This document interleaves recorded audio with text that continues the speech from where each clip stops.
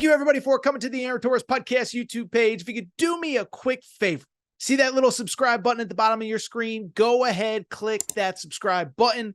Really does help our channel grow, our audience grow, and I really do appreciate it more than you know. So click that subscribe button. Appreciate your support.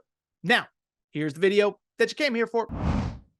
As five-star guard, Jasper Johnson does commit to the University of Kentucky.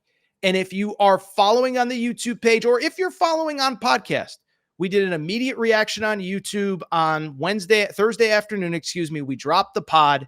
What I want to do now is just recap that commitment. But guess what? With Jasper Johnson committing, funny thing happened. Kentucky now has the #1 recruiting class in the class of 2025. It's early. They only have 2 commitments, but this is big for Mark Pope for all the reasons we discussed earlier on Thursday. And what I really want to do now is look ahead to what could be next for Mark Pope, because if you have followed at all Mark Pope's movement since college coaches have been able to go to high school workouts this week, Mark Pope is everywhere, and he ain't slowing down just because he's got 2 kids committed, okay?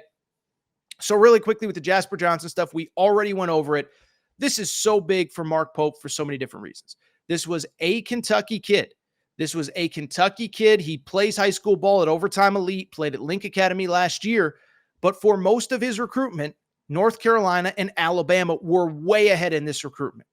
And part of it was out of Mark Pope's control. The bottom line was just that if you followed this recruitment, this is a kid that's been a high-level prospect since his freshman year. So North Carolina's had 2-3 years to build that relationship. Alabama's had 2-3 years to build that relationship. NIL was a factor. But over the last couple of weeks, Mark Pope made up ground. As I told you in our little immediate reaction, I think some credit goes to Vince Marrow, who's actually the tight ends coach on the football team and the football lead recruiter for the University of Kentucky. Because guess what? Vince Marrow, Mark Pope might be new to Lexington after a 30-year absence once his playing career was done. But Vince Marrow has been around Lexington. Vince Marrow knows the family. Remember, Jasper Johnson's dad played at Kentucky. And so there were a lot of factors. But Vince Marrow, I believe that relationship probably played a role in convincing Jasper, you know what, you don't have to go to Carolina. You don't have to go to Bama. You don't have to take the biggest NIL bag. Let's make sure that this is a 40-year decision as opposed to a 2-3-year decision. And I think Jasper Johnson just looked at it and said, look, I can go to these other schools, but I'm from Kentucky. I can play for the home state. And I have the opportunity to do something special, especially in this new era, in the post-Calipari era. Beyond that, by the way, I don't know if you heard this conversation, what he said at the press. First of all, press conference was off the walls. So this was the first NIL-induced press conference ever. I don't blame the kid. I don't care, whatever. But if you noticed, he got his Kentucky jersey out of a pizza box. Very Clear Pizza was probably one of the NIL sponsors of the event, Morgan & Morgan. He's wearing a Morgan & Morgan t-shirt as he commits to Kentucky. I have no problem with it. It was funny, whatever. But again, I think Jasper Johnson was like, listen, what's the best decision for my entire future? I'm a Kentucky kid. My dad played football here. I can be a legend, whatever. And it was an awesome commitment. I think what's equally intriguing is what's next, okay? Because when Mark Pope agreed to take this job, I certainly think there was a belief and an understanding like, you know what?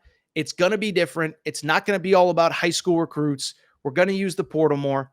But at the end of the day, as we've talked about time and time again, the #1 precursor to getting to winning at the highest level of college basketball, you know what it is?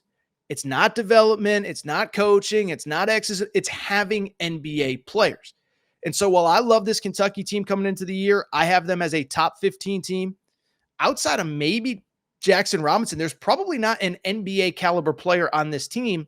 And so Mark Pope's job is to get out there and bring in the best players that he possibly can. And some of it is going to be through high school recruiting. Off to a great start. Jasper Johnson, 6'4" guard, plays off the ball, can score at all 3 levels. I think he's going to be excellent at Kentucky. Malachi Moreno, we talked about him when he committed a few weeks ago. Really like his game.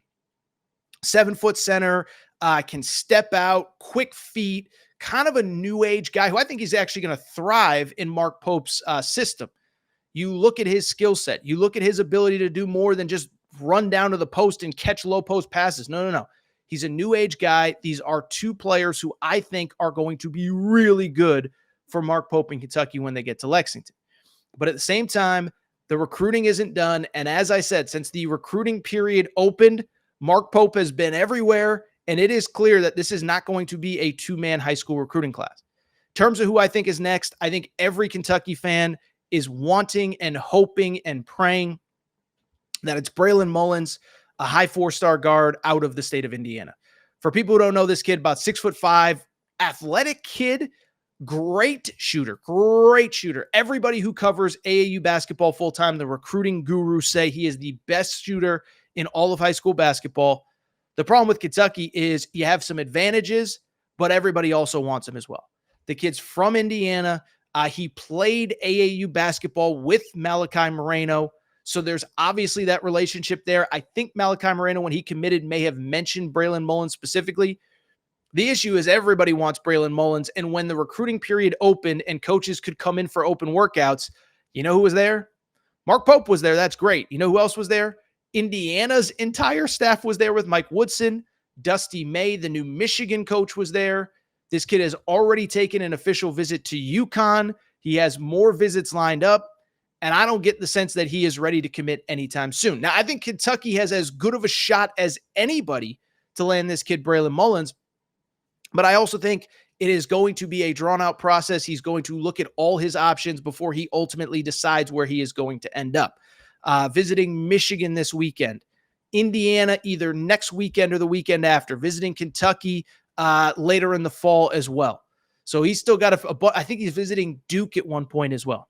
So he's still got a bunch of official visits ahead. I think Kentucky's got as good a shot as anybody, but they are going to have to fight off all the big boys to make it happen.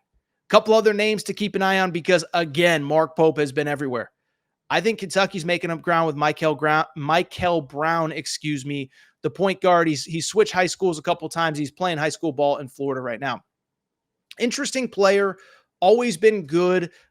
He's a player that really, I think, over the past probably year and a half has kind of had a nice little growth spurt. Was like 5'10", 5'11". Now he's like 6'3".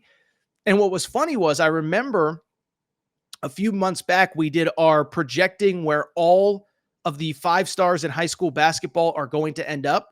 And he was a guy whose recruitment wasn't necessarily as high as you would have expected given his stature as a star high school recruit.